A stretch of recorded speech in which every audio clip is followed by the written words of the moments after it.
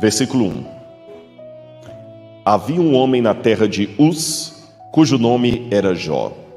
Esse homem era íntegro e reto, temia a Deus e se desviava do mal. Essa expressão era íntegro em hebraico, é a palavra tam. Tam em hebraico quer dizer uma pessoa completa. Traduzindo o hebraico em miúdos, Jó era um cara gente boa, competente, bem-sucedido, bom pai, bom amigo, bom vizinho. Se Jó estivesse aqui na igreja, ele estaria sendo homenageado como o melhor ancião da igreja. Se ele estivesse entre os líderes de jovens, ele estaria sendo homenageado como aqueles que destacou. Se ele estivesse na Câmara do Comércio de Salvador, ele seria agraciado ali com a medalha de honra ao mérito. Ele ganharia o título de cidadão honorário de Salvador. Tudo. Jó era bom em tudo. E além de ser bom, sabe aquele bom que até dá raiva?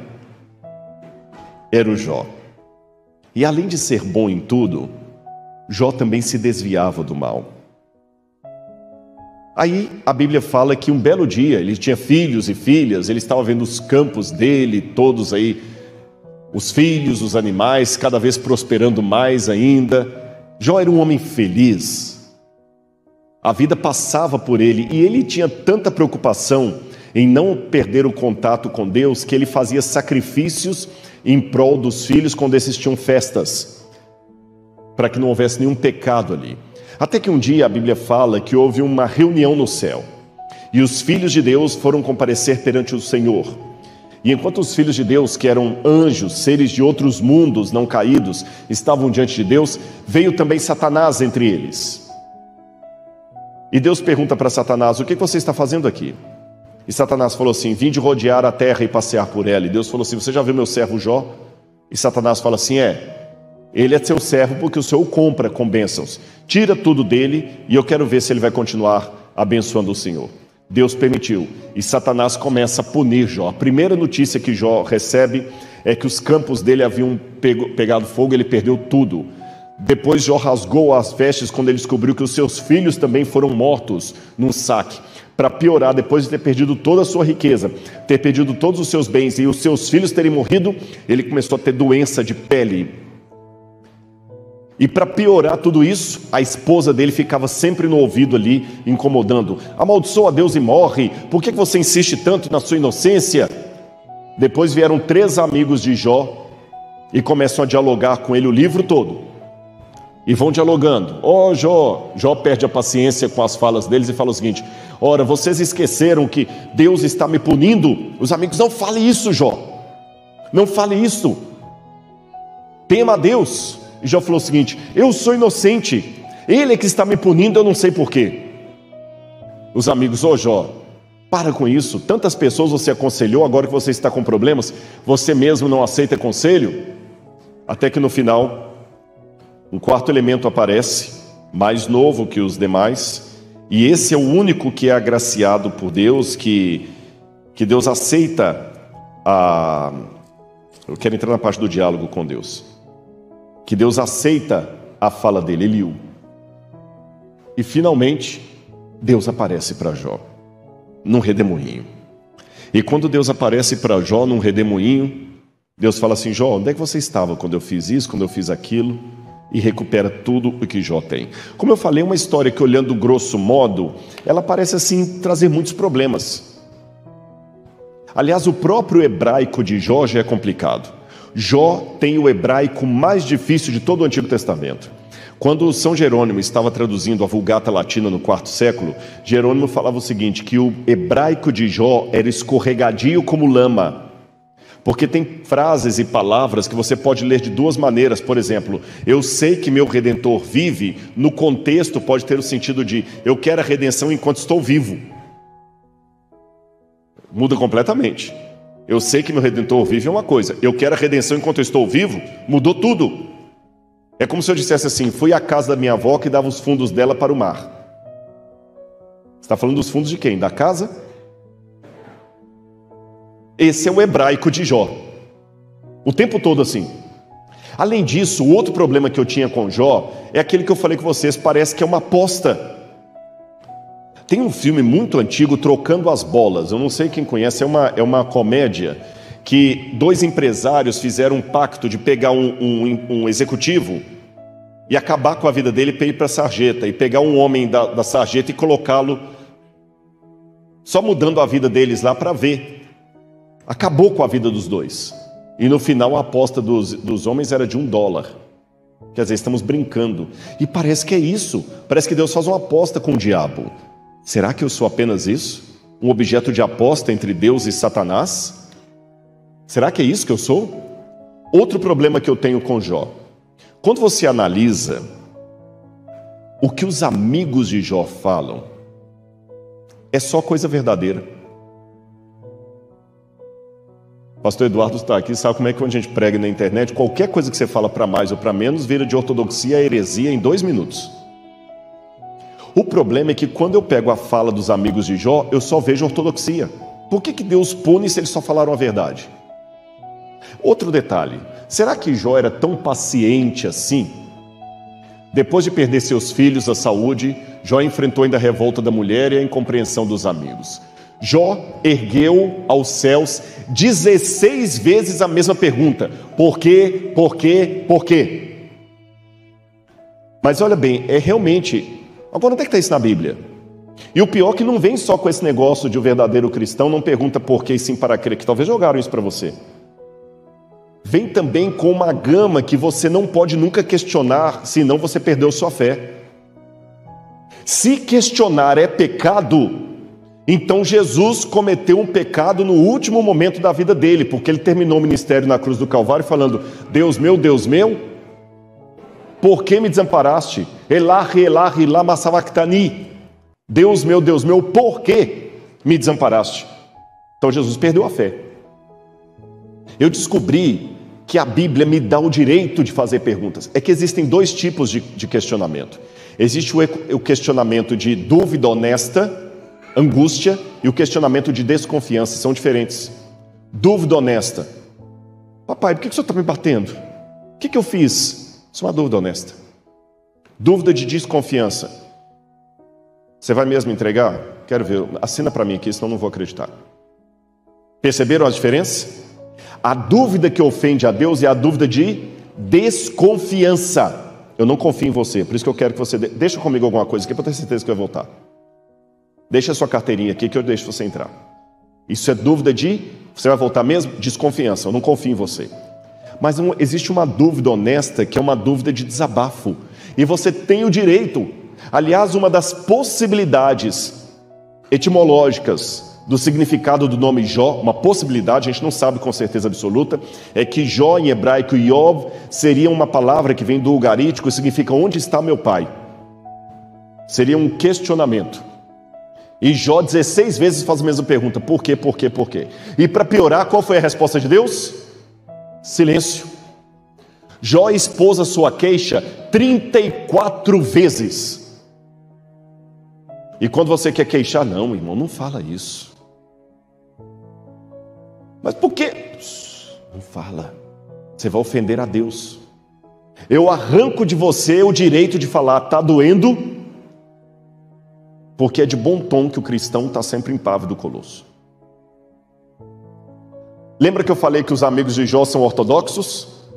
Vamos ler algumas frases dos amigos de Jó. Algumas frases de Jó.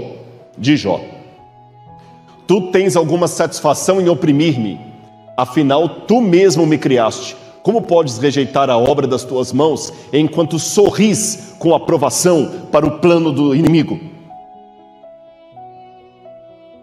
A Bíblia é inspirada por Deus?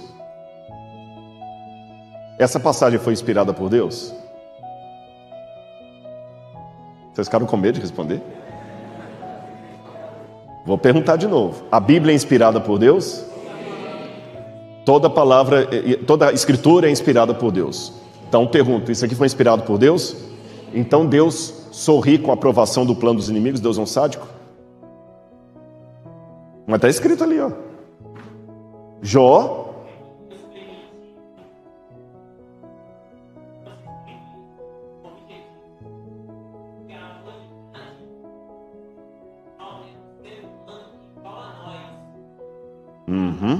Agora, eu vou repetir o que ele falou fora do microfone, e o pessoal de casa talvez não ouviu. Ele falou o seguinte: Deus permitiu que aquilo fosse revelado para que a humanidade visse que Jó era um ser humano exatamente igual a nós. Foi isso que você falou, não é?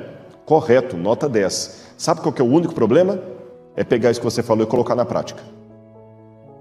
Porque sempre que alguém está com um problema, eu não deixo ele desabafar. Eu calo a boca dele com frases de efeito.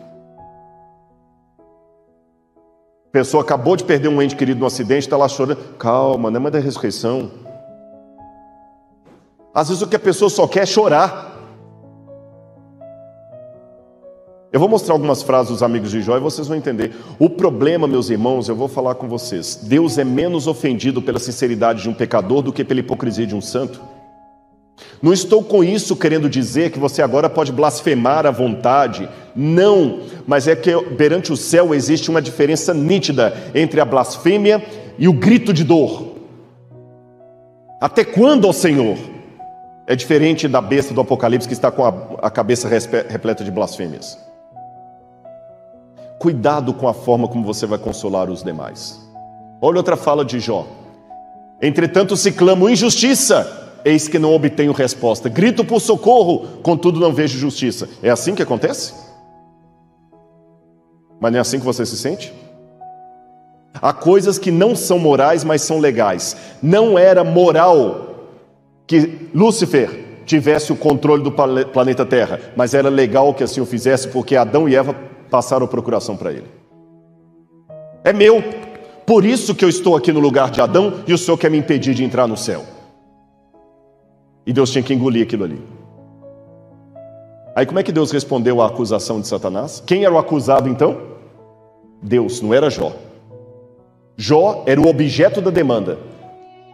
Jó era o dinheiro que eu quero receber, o Senhor não me paga. Aí qual foi a resposta de Deus? Você já viu meu servo Jó? Havia muita gente ali vendo a situação. Deus podia mandar o diabo calar a boca, cala a boca, você vai embora.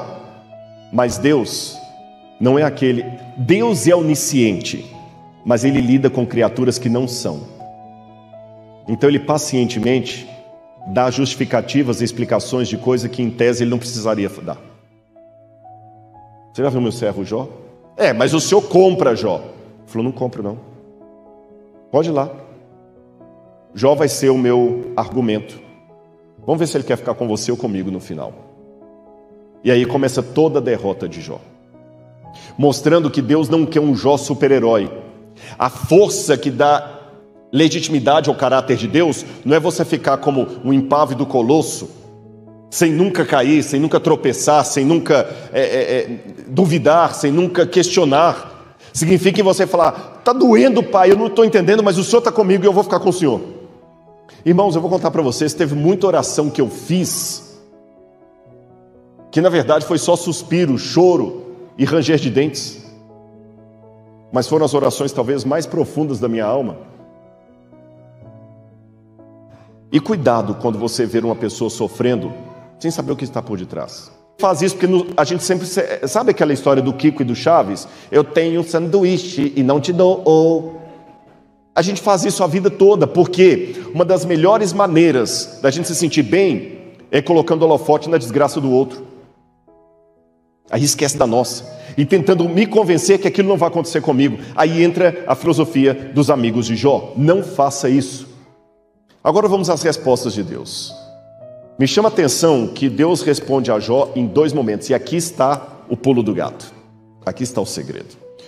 Olha como é que Deus aparece para Jó. Vamos ler aqui comigo, por favor. Jó capítulo 30.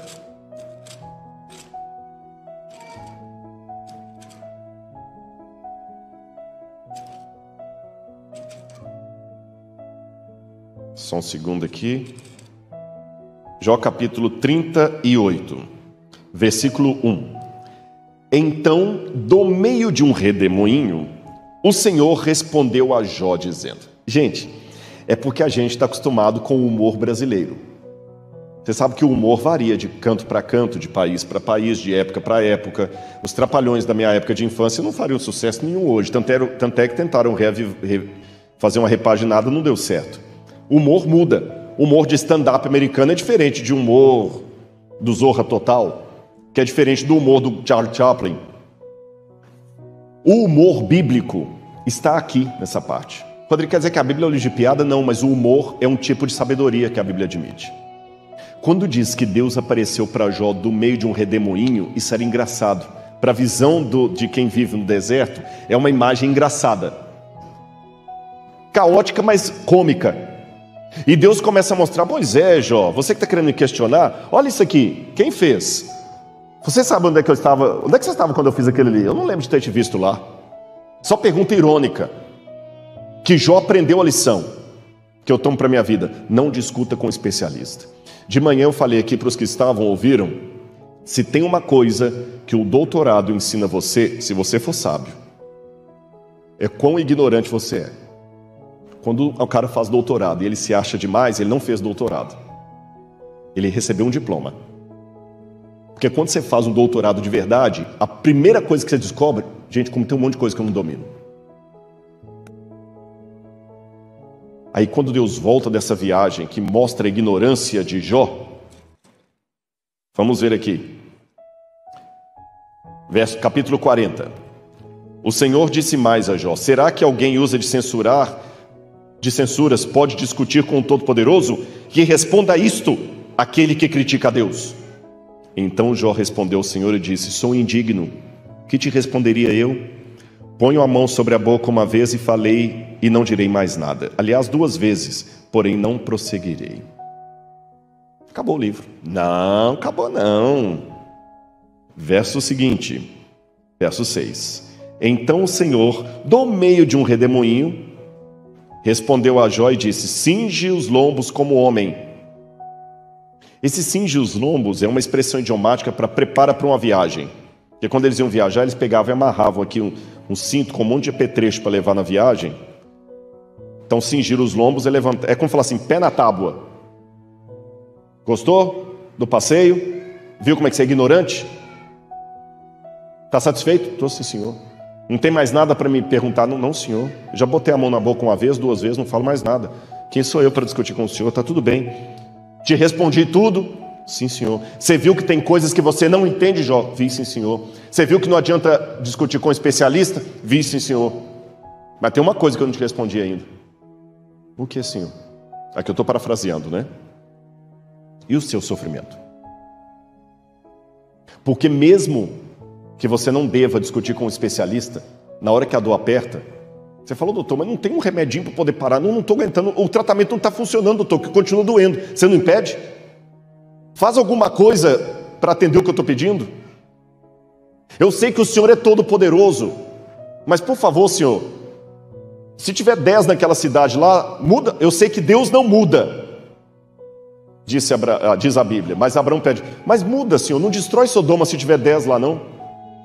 Volta atrás, perdoa esse povo, Senhor. Você quer saber agora sobre o seu sofrimento, Jó? Por que você está nessa? Monta aqui de novo. Senhor, não precisa não. Vem. E quando Deus monta, dessa vez, Deus não vai fazer um monte de perguntas para Jó. Deus vai mostrar 2 criaturas terríveis para ele: o Behemoth e o Leviatã, que tragicamente traduziram por crocodilo e hipopótamo. Eu prefiro entender o Behemoth e o Leviatã como 2 monstros indenomináveis, como se fosse um monstro marinho e um monstro da terra. 2 monstros caóticos.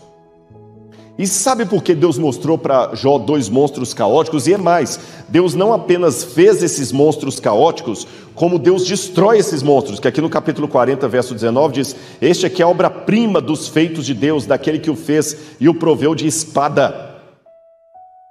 E Deus luta com esses 2, e Deus luta de tal maneira que Jó fica com medo.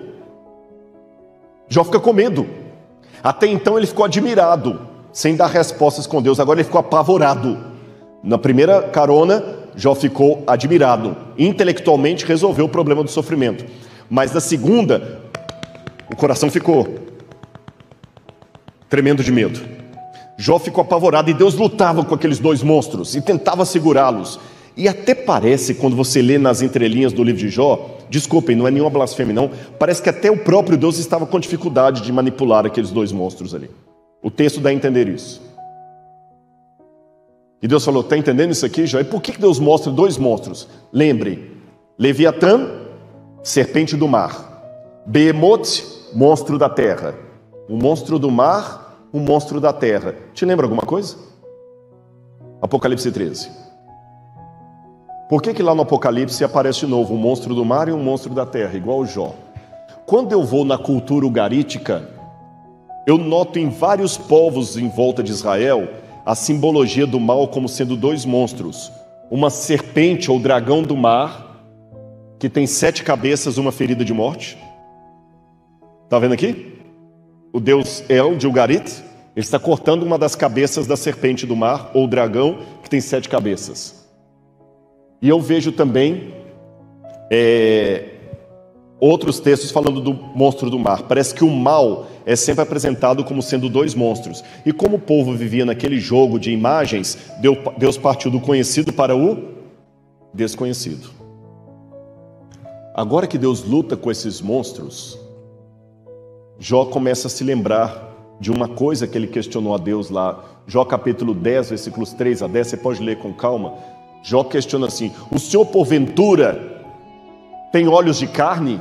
O Senhor enxerga como os mortais? Nesse capítulo 10, Jó, ele questiona assim, para o Senhor é fácil o Senhor falar para eu ter paciência no sofrimento? O Senhor não está experimentando o pecado na carne, o sofrimento na pele como eu sofro? Para o Senhor não tem canseira? No final, Deus mostra, tem canseira sim. E olha o que Jó diz no capítulo 42, verso 5, depois da batalha final de Deus contra os dois monstros. Eu te conhecia só de ouvir, mas agora os meus olhos te contemplam. Para Jó poder contemplar os olhos de Deus e a face de Deus, Deus teve que se diminuir. E ele se diminuiu. E o Verbo se fez carne e habitou no meio de nós. Ele lutou contra os dois monstros na cruz do Calvário. Você fala, Jó, que eu não sei o que é o sofrimento? Eu vou mostrar que eu sei. Na cruz do Calvário, meus irmãos, Jesus pagou o preço eterno pelos nossos pecados. E Jesus vai ficar por toda a eternidade preso a um corpo humano. Sabiam disso? Muitas pessoas pensam que Jesus morreu na cruz do Calvário, ressuscitou, voltou para o céu bonitinho e tudo mais. Qual era a característica do preço pago na cruz? Por que tinha que ser Jesus para morrer na cruz e não um anjo? Quem sabe essa resposta? Qual que era o tipo do preço que tinha que ser pago na cruz? Pois é, mas se fosse derramamento de sangue, você está certa na resposta, mas deixa eu provocar. Derramamento de sangue, os bodes também e as ovelhas também tinham derramamento de sangue. Mas por que aquele derramamento de sangue não era o suficiente? Não só isso, ser um cordeiro perfeito, um anjo sem pecado também seria perfeito. Morte eterna, o sacrifício tinha que ser eterno. Morte eterna, porque o pecado trouxe para o mundo morte eterna. A morte que nós experimentamos, o sono da morte, é uma morte temporária. É apenas uma consequência, como espirrar, como envelhecer. A morte que o pecado trouxe, que o diabo queria nos aprisionar, é a morte de consequência eterna. Se é morte eterna, eu vou fazer uma pergunta filosófica para vocês. Como pode um Deus eterno, sinceramente, morrer?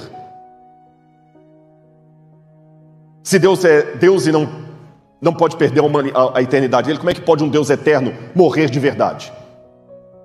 Se ele é eterno, não é correto teologicamente falar, dizer que Jesus perdeu os dons dele, porque Jesus não tem como deixar de ser Deus. As marcas vão ficar eternamente. E como é que elas ficam eternamente? Sabe o único jeito? se ele voluntariamente aceitar.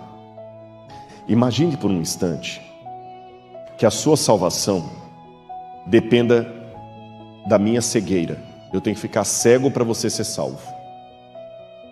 Eu tenho que ficar cego para você ser salvo.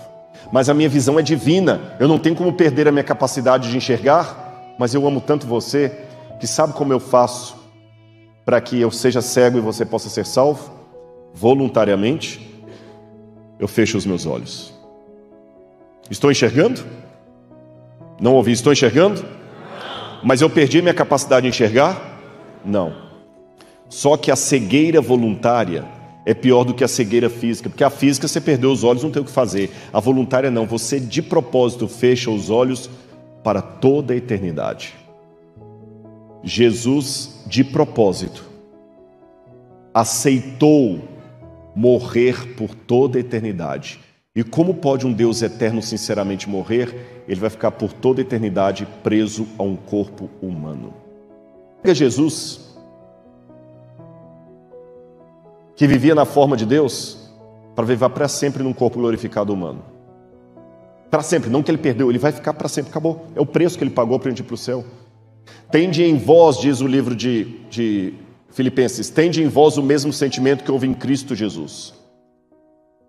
Porque vivendo na forma de Deus, não julgou como usurpação ser igual a Deus. Antes a si mesmo se esvaziou, desceu o degrau, assumindo a forma de servo, vivendo entre os homens como servo, e aceitando a morte, e morte de cruz.